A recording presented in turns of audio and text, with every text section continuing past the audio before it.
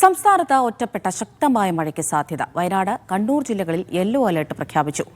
സ്വാന്തന സാജു തിരുവനന്തപുരത്ത് നിന്ന് വിവരങ്ങൾ നൽകാൻ അയച്ചിരുന്നുണ്ട്. സ്വാന്തന, എന്താണ് കാലാവസ്ഥാ നിരീക്ഷണ കേന്ദ്രം പറയുന്നത്? ഏതൊക്കെ ജില്ലകളിലാണ് മുന്നറിയിപ്പുള്ളത്?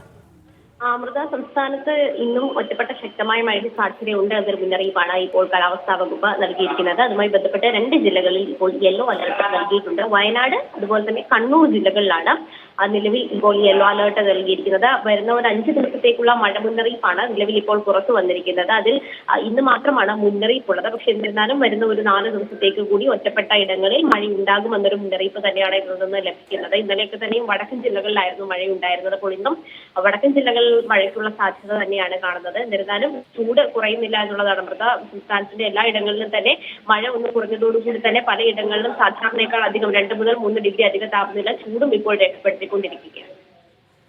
ശരി സ്വാന്തന.